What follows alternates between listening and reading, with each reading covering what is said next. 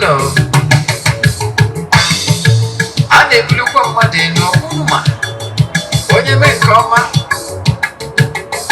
you put it. See, I didn't go to Naganiru. You can walk on that. Where can you say?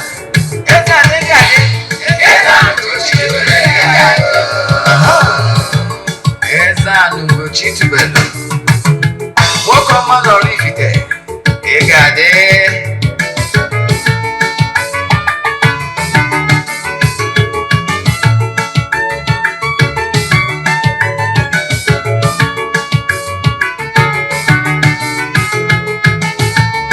Ọdịnala bụ eziokwu. Ọdịnala bụ ụzọ ndụ. Ị ma na o nwere olu na-eti mkpu na-asị ụmụ Igbo chigharịa, ụmụ Igbo chigharịa. Kwa mbọsị ọ na-eti. N'ụtụtụ n'abalị ọ nọ na nkụzi. Eze-Ana ugochitubelu. Onye ọma na oraifite. Onye mgbasa ozi ọma ọdịnala gaba n'ihu. Eze-Ana ugochitubelu. Onye ọma na-eje eme ọnụ.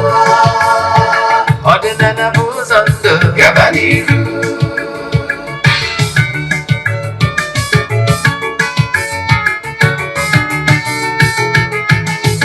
Eze-Ana ugochitubelu. Onye ọma na oraifite. Onye mgbasa ozi ọma ọdịnala gaba n'ihu. Eze-Ana ugochitubelu. Onye ọma na-eje eme ọnụ. Ọdịnala bụ ụzọ ndụ gaba n'ihu. Eze-Ana ga-adị.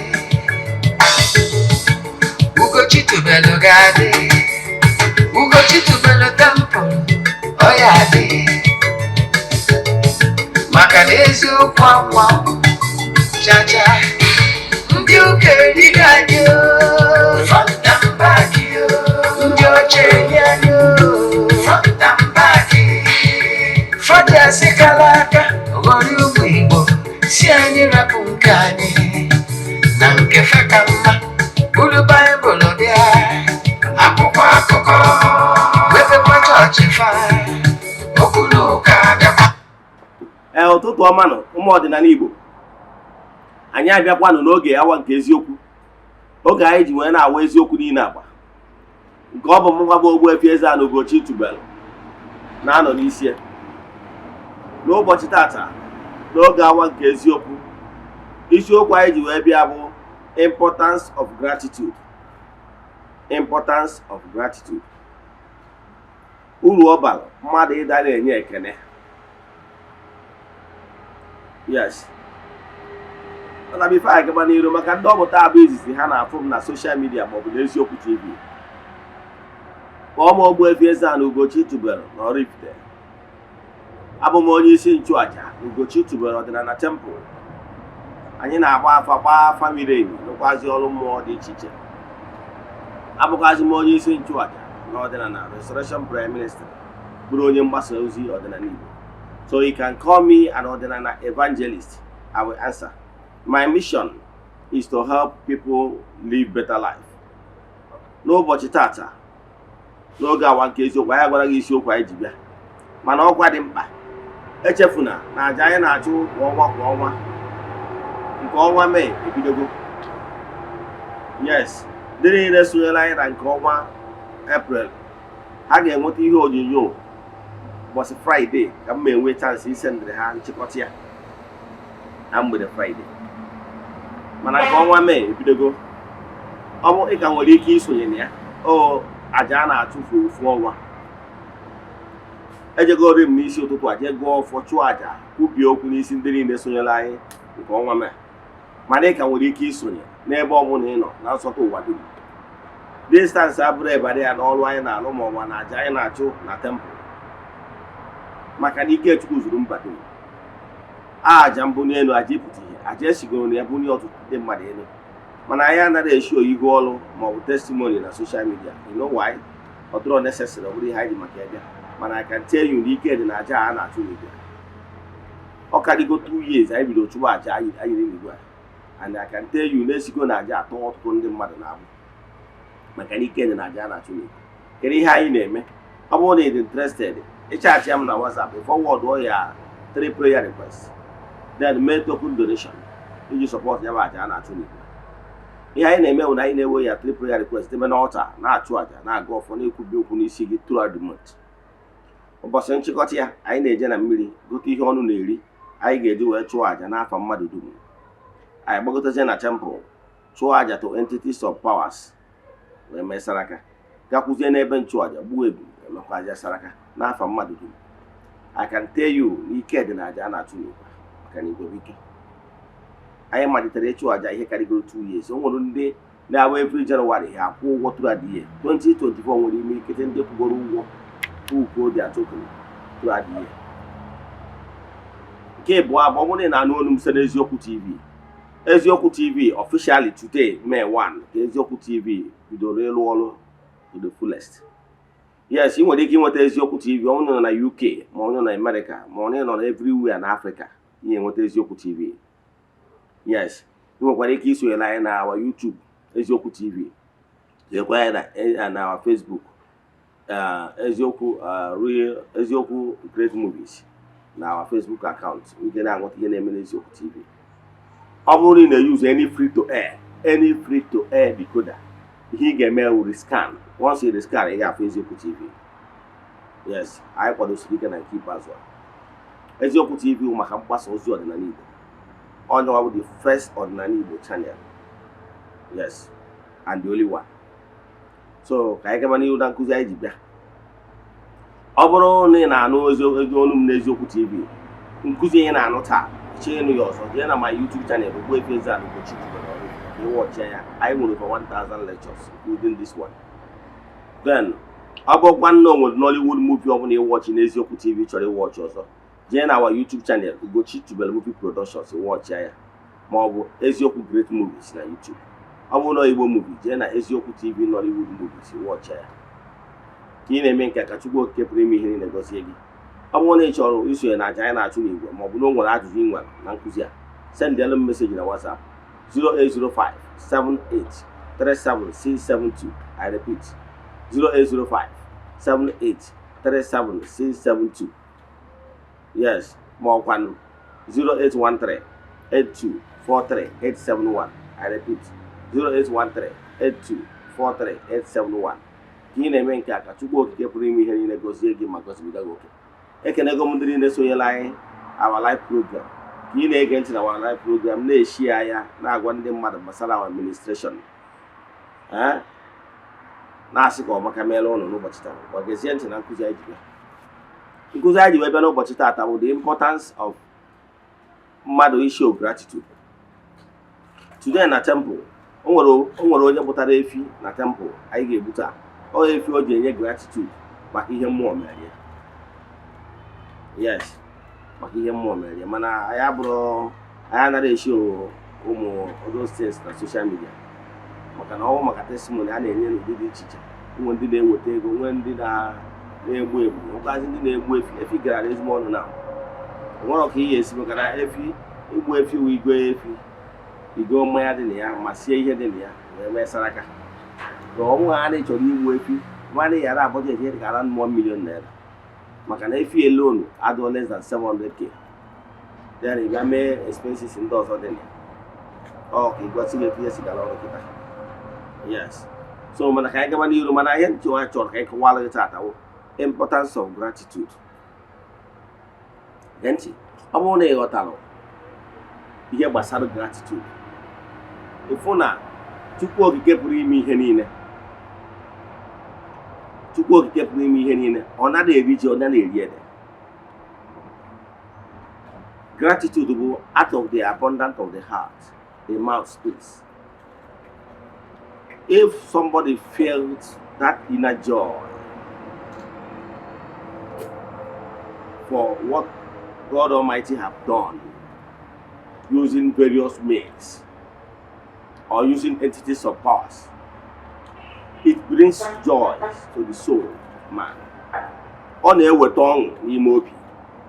And ọ bụrụ na o weta ọṅụ n'ime obi mmadụ, atụrụ anya n'aka mmadụ, onye ọbụla bụ mmadụ, ezigbo mmadụ, na onye ahụ ga-enwe aṅụrị that inner joy. Ọ bụrụ ụfọdụ asị na ọ iti mkpu oke ọṅụ, because out of the abundance of the heart the mouth speaks. Mgbe mmadụ emere mmadụ ihe, onwe aṅụrị n'ihe emere ya, I can tell you na mmụọ na-eme ọzọ. Ọ bụgoro anyị wụ mmadụ,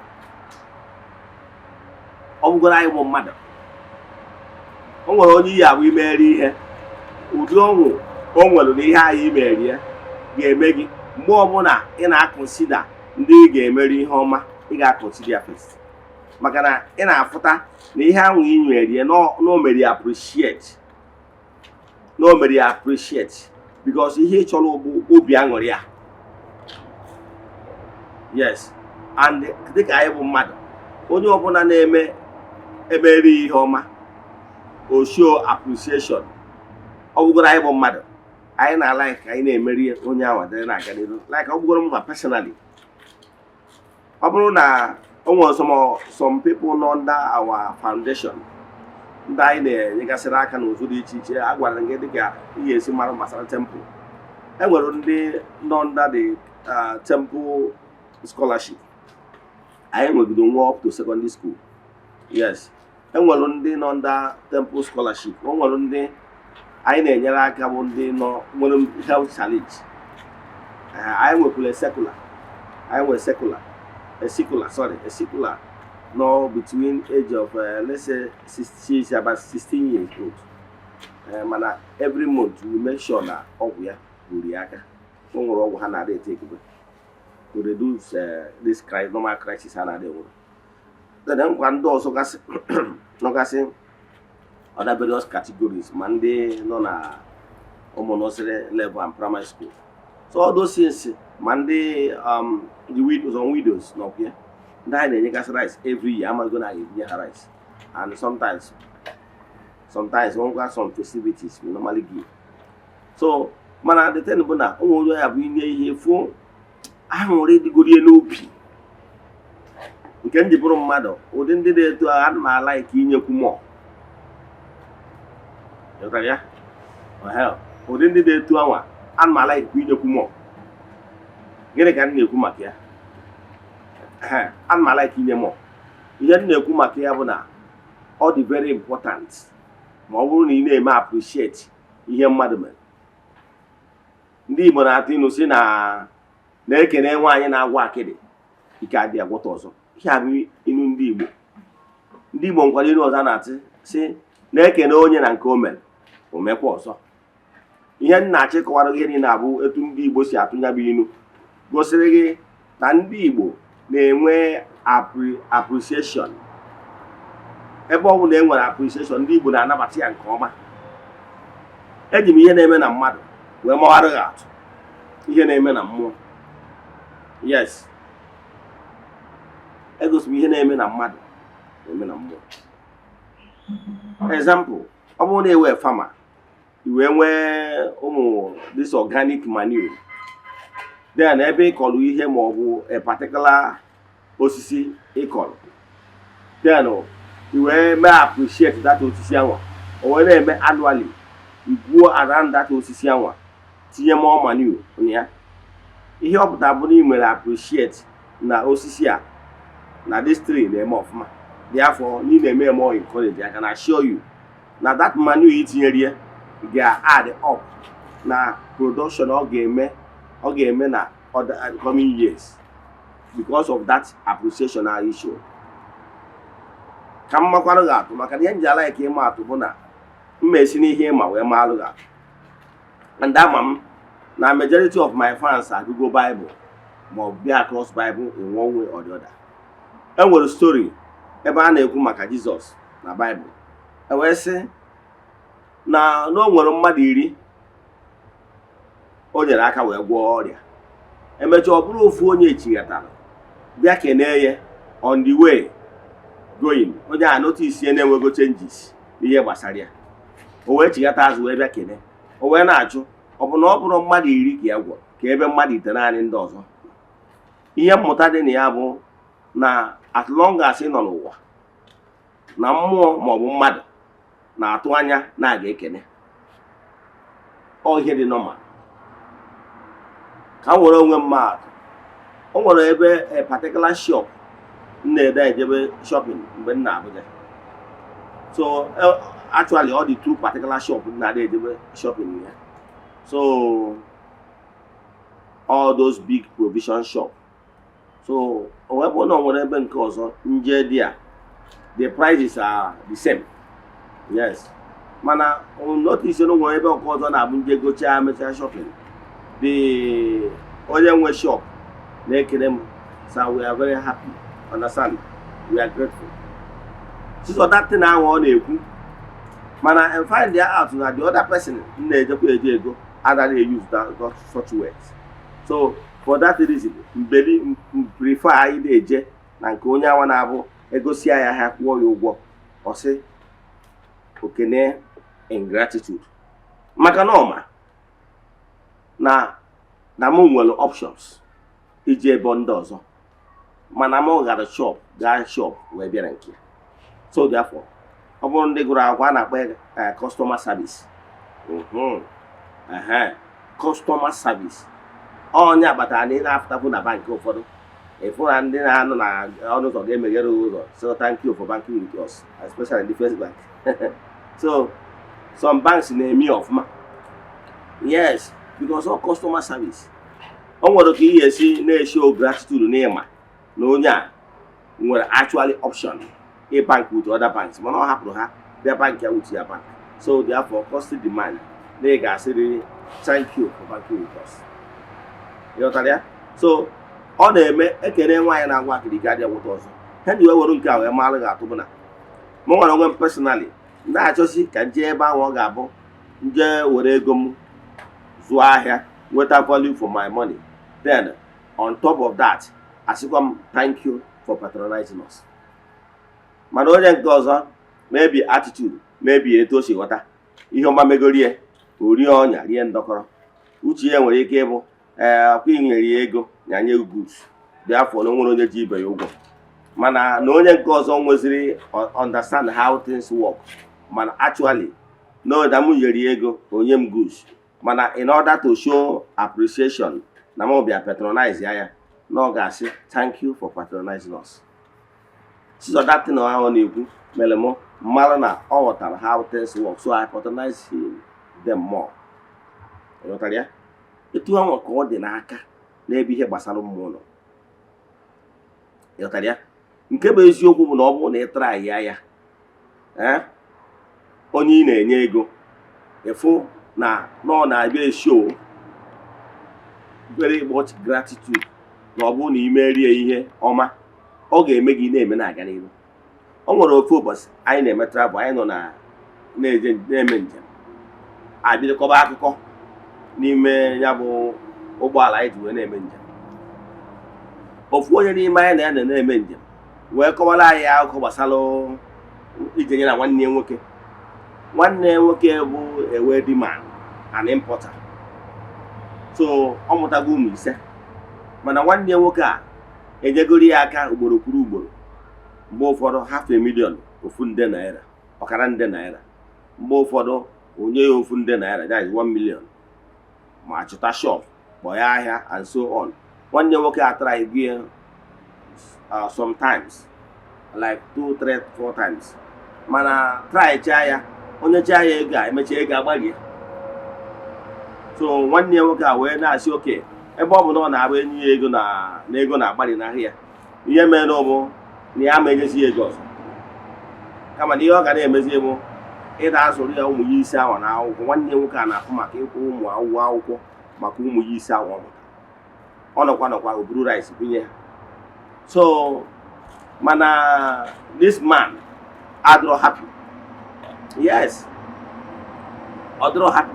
Ka ebata na ọ dịrọ happy, eme ọ na-complain na nwanne na-asị na ya nyere ya ego ole ka o nyere ya, na o nyere ọkala nde naira, 500,000, 1 million. Ọnya ka ọ na-eme ekiri noise na ọ bụrụ na ọ chọrọ ka ọ bụrụ n'okwu ya na nya kpọrọ ya, maka nwanne ya na-atụ ahịa na China. Nya kpọrọ ya jebe China, o ruo China, ọgwa kọmpani a na-arụ onye nwe ahịa. Yes, kọmpani a na-arụ onye nwe ahịa si lụọ ọrụ mgbe ị ga-esigoro n'obere ihe wee pụrụ goro nwanne gị na n'ihi no house to manage money. Ebe e nyere 500,000 ọgbarie, enye 1 million ọgbarie, enyekwa 1 million ọgbarie, kedu ihe ị na-akọwa? Ọ na-akọwa na ihe kpatara ego ndị a ji agbari na ego ndị a gbara ọkpụrụ na ụdara ụda. Ịmara o nwere ndị dị like that. Inyegoro ha ọsị na ịkpata na o ji agbari unu ego pere mpe gị nyekwuo ya mụọ. Mana ọmarọzi na-ekele nwaanyị na-agwa akịrị na nke o mere ome ọzọ. Ọmarọkwu m na na-esi n'isi ahụrụ ama ụtọ nsị. That is, na ọ kwesịrị o jigoro nke obere anwụ oji. Ọ na-emenụ afụ ka o si jide na-atọ n'ova, fụ ka o si agba mbọ ma ya bụrụzie na gain ya profit margin ya dị small, assuming nọ na rise very slowly, mana akewa eziokwu nọ na rise. Ịghọtara ya? So for that reason, ụdị mmadụ na-eto ahụ afụkụ ya enyi ya ọzọ. Mana ọ bụrụ na enyere gị ịgbarie ya, onye ahụ ama enwe confidence na onye gwa gị ngwa ahịa 20 million naira na ịma agbari ya. Ịghọtara ya? So ọ wee bụ ka nwoke a ọ dịrọ happy, ọ dịghị enwere nwanne ya aṅụrị, and for the fact na ọ dị-emere nwanne ya aṅụrị, nwanne ya na onwe ya chọpụtakwuzie ya na ọ dị-enwere ya aṅụrị dị afọ nwanne ya eme gịnị kpaa. Ịghọtara ya? Ọ nwere nke ọzọ mere n'ofu obodo ndị mma ọfụma. Nwanne ya bịalụ na-alụlụ diọkpara ha ụlọ. Diọkpara ya ọ na-alụrụ ụlọ, diọkpara be nna ya o nwere ego kwuo obi bịalụ ụlọ nke lụchaa ụlọ nke wee sị mba ka ị bịa lụọ diọkpara ha nọ na ngwuru ụlọ elu. So ụlọ elu a ka ọ na-alụ diọkpara ha nwa. So ndị frens pụta afụ diọkpara ha na-asị na jisikwa ike ọ na-afụ ụlọ elu ị na-alụ. Ọ na-eko na-asị ya nna anyị na ha etiji ya. Isi edọfọ ọ ya agwa ndị mmadụ na ịfụkwa nwanne m nwoke kenere m ya na ya bụ enyi ekwu m na-asụ na ọkwa nyanwa bụ nwanne m nwoke na-alụ ya bụ ihe. Ịghọtara ya? Maka ọ bụrụ na ọ na-eme etu a, ndị mmadụ anwa ọ gwara datin ya afụkwa nwanne nwoke asị ya nwanne na ajụkwa mbe na be ụlọ fụọ ụlọ elu na-alụ nwanne nwoke, ekene dịrị gị. Ịghọtara ya? Maka na ọ bụrụ na eme etu anwa nyanwa ga-anụkwa dịtin. Mana this guy bụ nwanne nwoke na-alụrụ ụlọ elu, isi edọfọ ịgwa ndị mmadụ na ọkụ nwanne nwoke na-alụ, ọ na-eko asị ya nwoke niile na-adọnịkwa na osi na anyị na ha adọnị ya kama ọ ga-ekwu na nwanne nwoke na-alụ. So nwanne nwoke wee lụzie na onweọdụ ka o si agwata mmadụ ahụ ize nwanne ya na-alụrụ ụlọ. Nwanne ya wee wee iwe wee sị mba na ya alụzi ebe ọ debeziri ahụ n'ọnyanwa na-alụ. Ọgba nkịtị ụlọ wee kwụrụ for years alụrụ ụlọ. N'ọchị na-agwagozi nwanne ya okwu gị hapụ ndị mmadụ na ọ nwere ndị ihe emechara ihe ọma abụrụ anụ emere ọgụ abụrụ ọgụ emere ha nawala. O mechaziri n'ikpeazụ jezie lụchazi ụlọ ahụ. Mana nke bụ eziokwu na ọ rụchara ụlọ a wepụziere nwanne ya aka maka na ọ mere nwanne ya abụrụ somebody na-ege gratitude. Pụtara ya? Ọ nwere ndị ya bụ mmụọ mere gị ihe ma mmadụ mere gị ihe ijenye ekene. Ọ na-amotivate onye mere gị ihe ọ marụ na nke o mere gị na ịdị happy. Mana ọ bụrụ na o mechara gị ihe ị bịara onye ekene, ọ na-afụta gị n'ibu onye obi akpọ na o nwere ike ifilu na ya kwado obere ihe a ka emere. Ichefuzie na onye mere obere ihe kene emerie nke nnukwu. Ọ nwere otu ụbọchị m nọ na temple, ofu nwa woman chaachị ya sị m na ọ chọrọ ka ọ bịa na temple na ọ chọrọ ka mụ na ya fụrụ onwe ya, ọ chọrọ ka mụ na ya kpansi oke no problem. Nye ya appointment otu ụbọchị ọ bịa. Then ọ nwetara nọmba m from Eziokwu TV. Ọ bịa ka ọ bịaziri na be m ahụ wee kọwalụ m sị m na ya bụ ewido na di ya hapụrụ ya ụmụ one ma one na di ya wee nwụrụ. Ụmụnne di ya gbakụbi ya azụ. Ọ mụtara nwaanyị, ụmụnne di ya gbakụbi ya azụ. So wee weruzie ihe di ya hapụ wee na ofu obodo nwa ma ụdị ka e were eme business. So ndị be di ya adịchara happy na that move ahụ o mere. Mana finally to cut the whole story short, o ji ego awa ma moto ji ole ma ihe niile wee jee ofu obodo nwa bido business, emechaa ego agbari. So nyanwa na onwe ya wee na-lament na ndị be di ya ajụ ya gbasara ụmụasị si ya anyway na o nwere ike ọ bụrụ amaghị ukwu butere amaghị sa. mana nke ahụ abụrụ the problem. Kedu ihe ị chọrọ? Ọ sị m na ya chọrọ ka ya ebido biznes, ka ebido biznes si oke na-esara ọfụma, maka na ọ nwere ndị na-abụ ha bịa ihe ya dị ekwu okwu sinye ha ego si oke kere biznes ị chọrọ ime. Ọ wee sị m na ya chọrọ ime biznes akwa ga-akpụcha si oke ihe mere n'ụbụ na o nwere kọntaktị onye nwa na-azụkwa ụdị akwa ha na-aba. Oke, ebe ọ bụla ị chọrọ ịzụ ngwa jebe Aba, oruo Aba si ngwa ya seleti akwa niile ọ chọrọ, seleticha akwa niile ọ chọrọ, mmeri ndị anwa transfa ebunye ya akwa.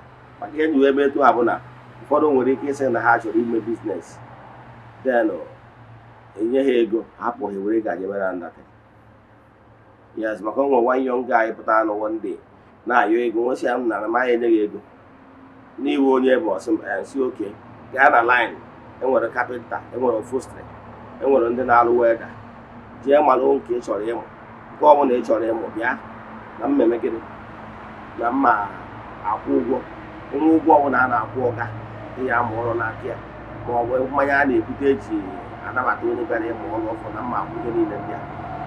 Mana n'ihi enwepụta taịm, ọ bụrụ na ọwa ihe bụ 2 years na-eje na ya bụ ebe na-amụ ya bụ ọrụ, ọsị m hụ ha na ya amụ ọrụ.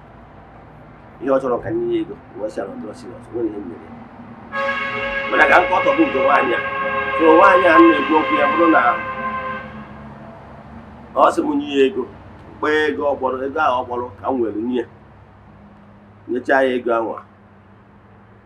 Den ọ bụrụ oge ọ bịakwasị m na haus rent ya na-eme ihe na ha atụpụnya na ụmụ ya si oge haus rent ego ole kwụọ. Den ụtọrọzi aka afta somos ọ sị m ahụ ji wee ya nwunye ya, ya ji were ego ya ji eme biznes wee tritie nwunye ya na kịta na ego ya eji azụ ahịa emego gịnị ọgwụ na atụpụrụ ya. Nke bụ eziokwu bụ na the truth of the matter bụ na ụfọdụ so many things are involved. So many things dị involved nwere ike ịbụ na from day one ọ dịrọ serious na the business and ọmarọkwu the business. Ọmarọkwu the business. So at a stage ọ naghị pay attention na the business, o ji ahịa taa leta ego echi ọ nọrọ na ya. So ịfụ na your attitude towards things, mana o nwere ike ị na-enyezi mmadụ ihe free over giving the person ihe free. The person may feel reluctant, then feel say that na o nwere ebe ọ ga-afụ ọlụto onye ọ ya ayọta ihe bụ so na-esi eme ya. So mana nke mbụ bụ na ete ndị di ya bụ na nyanwa na onwe ya agbọrọ mbọ, maka na ọ bụrụ na nyanwa na onwe ya the attitude m chọrọ ka o nwee di ya bụ na ọ dị serious na-agba mbọ na the business. Ọ bụrụ na ọ na-agba mbọ na the business, o nwere ike oke ego ole ka iji bido na ego ole njibido after 6 months down the line na ego a njibido dizi ego ole dị etu a, then o nwekwa ihe ya adịgharịa m, mana ọ ya egosigoro na ya dị mere appreciate na ịgbatara ọsọ enyemaka and add more effort to it. Ọmụwa mbụ enyere ya aka. So nke ọzọzi bụ na ihe m na-ekwu maka ya, ọ bụrụ na mmadụ mere gị ihe ma ọ bụ na mmụọ mere gị ihe, isi na mgbe emechara ịghọtara ya, ma ọ ịgbawa mmụọ anya kedu ihe ya ewejeri ya mgbe emechara, ọ ga-abịa mere na agwa epụrụ ọdụ. So ị ga-amarịrị the importance of issue appreciation bidogoro na mmadụ. Elọtọrọ nwa woman nọ na mma agbọzi awa clan, mana nwaanyị a na-eme nna ọnụ m ụfọdụ enwere m ike gapụta saịdị akwụsị m were ego nye maka na wido ka ọ bụ adụ ụgbọ kpọsara ụmụazị.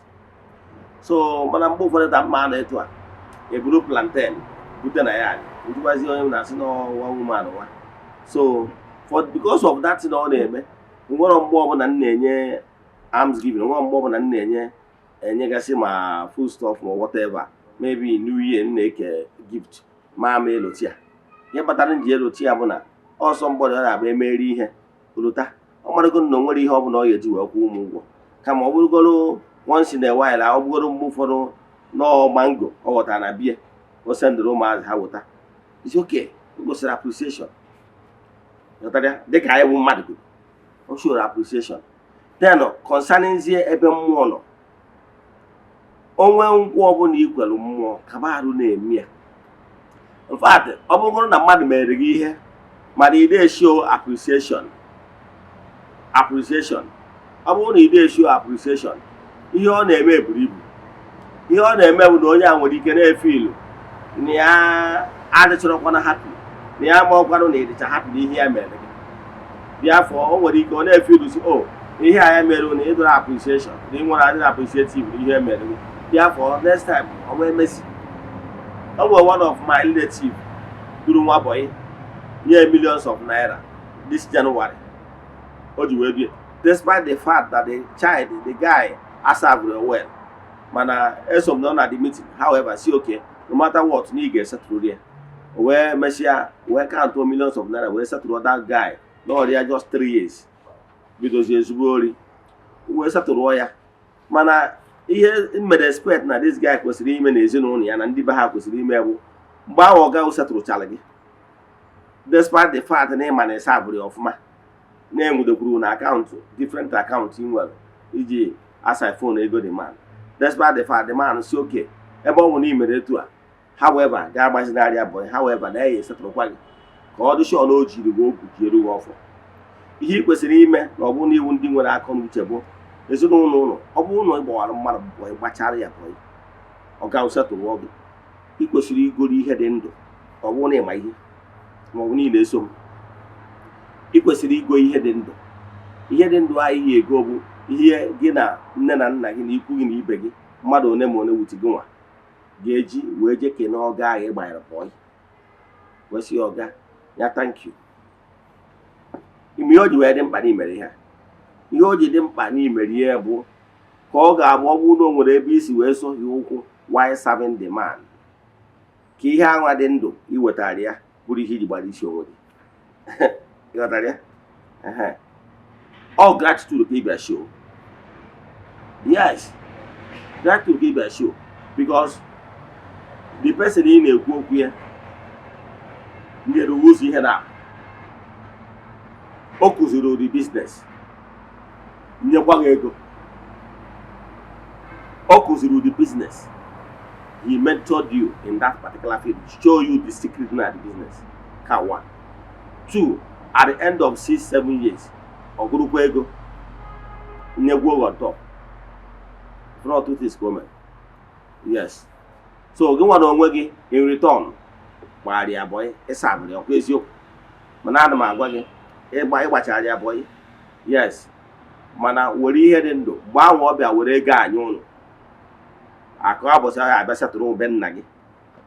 Ịtago normally etu esi abịa isetụrụ nwa boy, abịa isetụrụ nwa boy na be nna gị ka ọ ga-abịa setụrụ ọgị na ego dị etu ọchị isetụrụ ọsị gị na be nna gị na Disemba na ya ga-abịa ma na Jenụwarị na ya ga-abịa. Jenụwarị ahụ kpọrọ friends ya wee bịa na be nna gị, ọ bịa anabata ya, o wee sị na na-ese agwụrụ ya na ihe mere ụmụ na ya ji ego dị etu a wee na-ese etu free.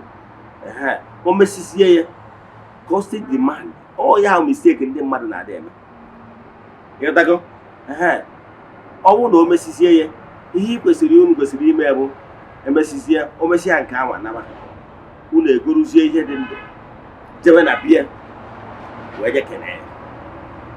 Mgbe unu ga-eji wee mie ihe unu ga-eji wee mie bụ nke esi ọ bụrụ na o nwere ebe ọbụla nwa gị si wee ghara ịsa ahụ the man with all sincerity with clean hands.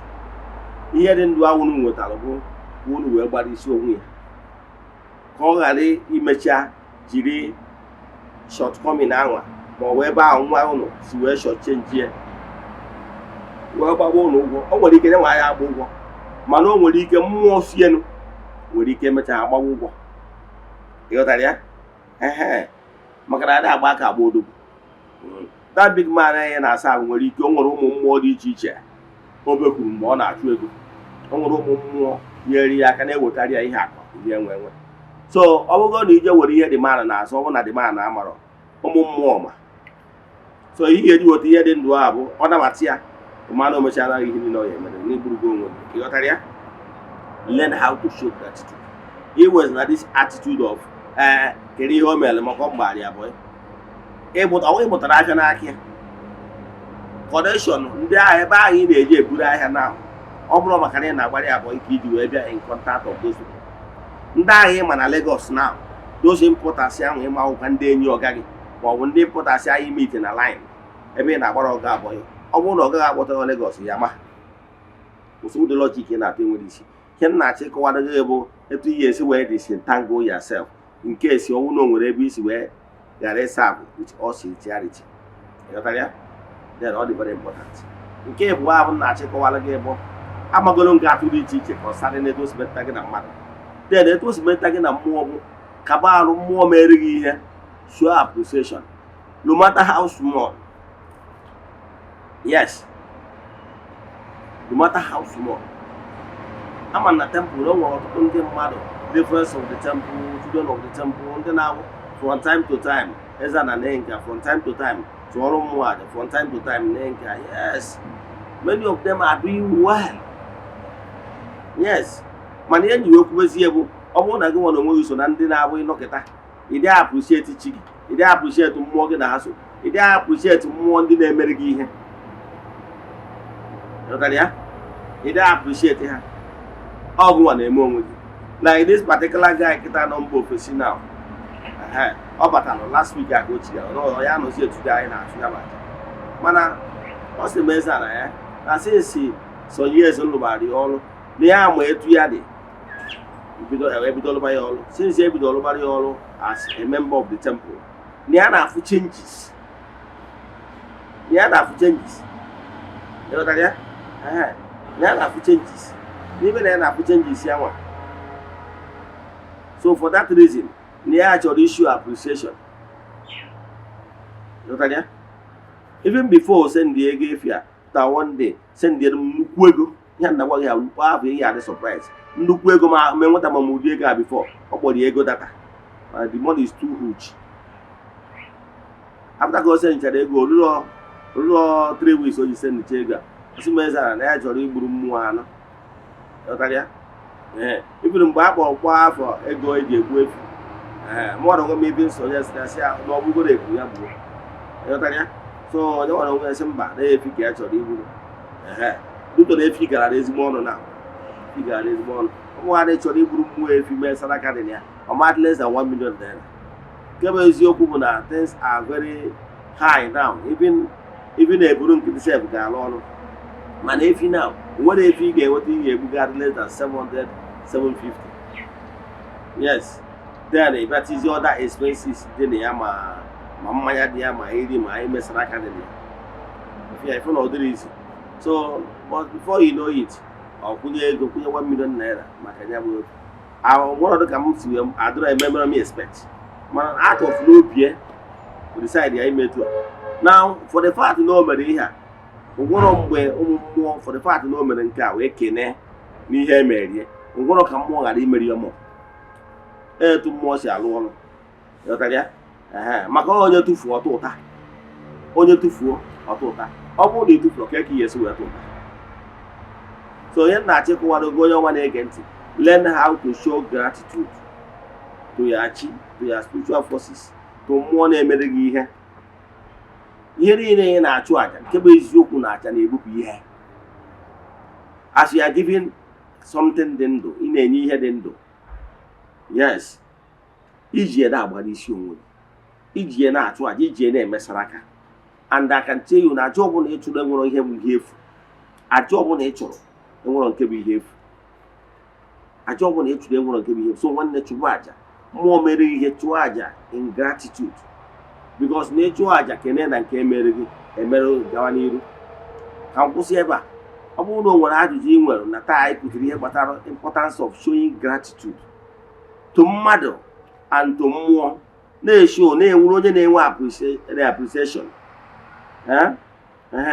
Na-esho appreciation ihe emere gị. Like mmadụ ga ọ bụrụ na ị na-apụ n'ụtụtụ, like mụnwa, ọ bụrụ na m na-apụ n'ụtụtụ, the other time ejewere m mba anọ. Na Nsụka m gwara na m na-eje na m jekwara ọfụma na ihe nji maka ya wee jee na ọ gaziri ọfụma, ma ọ bụ na ihe nji maka ya wee jee na ọ gaziri mana ọ fọrọ nwa jai. etu a ka esi show gratitude. Ị na-esho etu anwa mmụọ a na-emere ọzọ ka ị ghara ịbụ anụ emere ọgụ ụbụrụ ọgụ emere ya bụ ọfịa. Nwanne chụgba aja. Some of the aja a na-ekwu a na-eweta ọnwa ọtụ ndị na temple ha nọ Eze-Ana nwanne ego na-agba ụfọdụ na-ese ndị ezigbo ego etu a wee ego a si apụta ọ na ego ndị a ka anyị na-eji wee na-eme gịnị were na ndị niile anọ ndị the temple foundation ma ndị a na-akwụrụ ụgwọ akwụkwọ ma ndị nọ ndị medical care etu a ma ndị ogbenye ndị widows ndị a na-ebunye rice ma ndị a na-enye ego onwe ndị na-anọkọta etu a gbara bịa na Eze-Ana ha na onye mmadụ nọ n'ụlọ ọgwụ ebe a ka anyị si enweta ego eji akwụ ya. Ọ bụrụ na actually na ego ọbụla ụfọdụ ego ị na-eweta na temple nwere percentage na-agakwa na charity etu a ka esi eme ya, and all because of na those gifts na-abịagasị na ọ etu ahụ ka anyị si kpatara na anyị nwere ndị niile anọ under the payroll, ndị na-anọ the payroll ghọtara ya etu a ka o si wee dị, and because of those charity ndị mmadụ na-eme e nwere percentage na-aba na charity. Do you know no from those aja anwa ma ego anwa ndị mmadụ na-eweta ka anyị si nwere some percentage ego ndị mmadụ na-eweta na-aba na administration? ị nwere idea na Eziokwu TV for the evangelization we spend over ₦1 million monthly. ị nwere idea? So mgbe ọbụla ị na-achụ aja mara ihe ndị a n'obi, aja ị na-achụ ụmụ for ọdịmma gị, aja na-ebupụ so many things. When every month they spend over ₦1 million, and you do it above 1 million every month, if on Eziokwu TV not there. Yes, and not on the matter. No one personally. I have other business in there. Yes, I start calling. My company I contribute. I can do one on again. I low name with a percentage. Well, I go in Albania to accord it. So look at the blessings is flowing back. It will still flow back even to you, to originator. You and I contribute in one way or the other. Yes. So, more one day na achụ aja. One more here. Aja and ma achụkwa aja dey too. This is my purpose. One more here kpatara iji ja achụ nya aja, ma chụọ nya aja. I can tell you. Aka ọbụla na-enye enye on what they receive. Givers never lack. It's one of the natural laws that once you give, you receive. Because once you are giving, your hands is open. And once your hands is open, you are giving, you receive. But I'm born on the aka glue. You cannot even receive because your aka will be closed. Yes, you can receive because aka will be filled up. But when we give, aka will open and wait till another one. There is another. Can you see ever? You want to do not see a mobile nature of a family. Send the message in our WhatsApp. 0805 7837 672. I repeat, 0805 7837 672. More 0813 8243 871. I repeat, 0813 8243 871. I'm in our watch. I send Eziokwu TV or on YouTube. Na screen. You have those numbers. Ka the question in n'oge awa nke eziokwu asị m na ọmaka ga-emere ụlọ, asị m na aka ya mụ ụlọ na jiji ya mụ ụlọ ifeọma ya emere ụlọ na ụlọ ama nwụchu na ụlọ ama efuchu na mkpọrọkọ ọbụ na nwoke ma nwaanyị kpọrọ ụlọ ama dịnata ile na ifeọma ya emere ụlọ ihe ọbụla ụlọ na-alụ wee na-alụta ego na ego ga-abịara ụlọ maka na ọ na ego ka anọ n'aha Chukwu Okike nke pụrụ ime ihe niile onye ike niile si n'aka ya bịa ya gazie. Ka ọ dịkwa echi niile n'oge awa nke eziokwu asị m na ọnwụ na ọnwụ eburu ọjọọ eji wee chụ aja emechaa na ọ ya ekwu ome udo dịrị ụnụ.